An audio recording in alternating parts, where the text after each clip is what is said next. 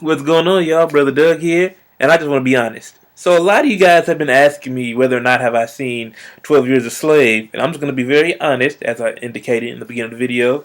I don't have any intentions on watching this movie, like none whatsoever. Well, I've seen Roots, and I've seen documentaries about slavery. I even seen Django, one of my favorite movies last year.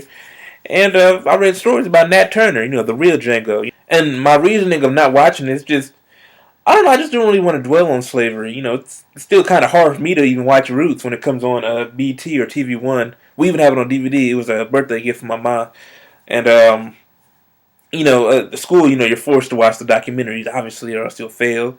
And Django, well, that was a different story because it was a slave getting revenge. What's not to like?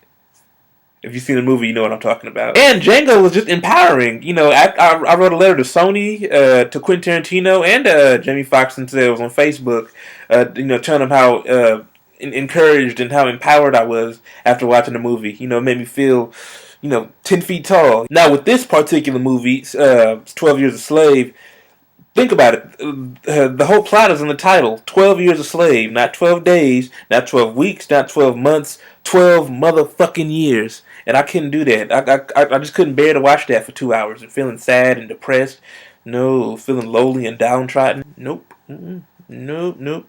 However, a little trivia fact, Chiwetel Ejiofor is always my first choice to play Black Panther, so hopefully Kevin Feige, the head of Marvel Studios, the film division, is, paying attention. Now, no disrespect to the director, Steve McQueen, no disrespect to the cast and crew, to Brad Pitt, and, to the whole nine, whoever worked on the project.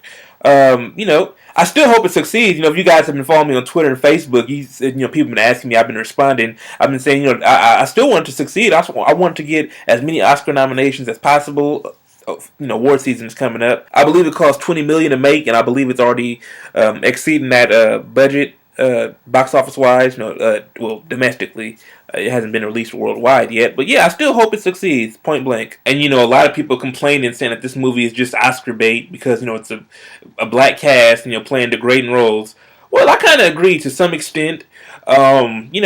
Most of us, every time blacks do get nominated for Oscars, it's always had to be something degrading. I can name 3 off the top of my head: Denzel for playing Training Day, Halle Berry for Monsters Ball, and recently Hattie McDaniel. Actually, both of them. Hattie McDaniel was the first person to win an Oscar, but she played a maid, a nanny. But recently, The Help, Viola Davis and Octavia Spencer got nominations, and Octavia Spencer ended up winning, for The Help, for playing, just that, The Help, housemaids.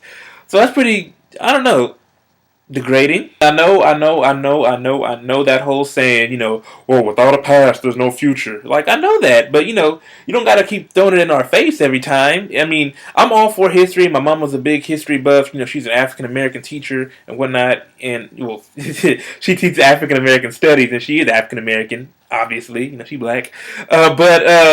It's like watching a torture video. You watching, well, that's a different story. A torture video. Actually, we could say that. It's like watching a torture video over and over and over again. Like, man, do you really want to relive that again? And imagine if you were there during that torture. Wouldn't you? Would you love to relive that moment? Or I don't know, man. That's just me. This is strictly my opinion.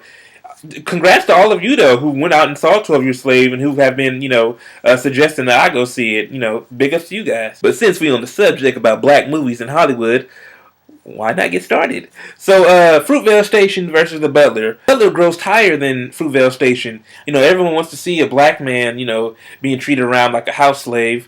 But when it comes to a young man who was wrongfully killed by a punk-ass pig, flops? Well, it didn't flop. It just, didn't do as well as The Butler. Maybe because it was in a limited release. Alright, so do me a favor.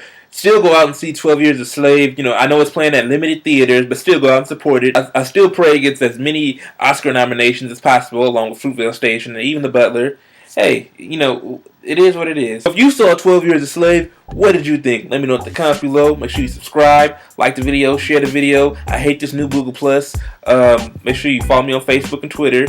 And sorry if you guys post a comment. Sorry I can't reply because I mentioned before I don't like this Google Plus thing. I hate how they're forcing us to use this Google Plus. Google Plus can go eat a dick. Other than that, deuces.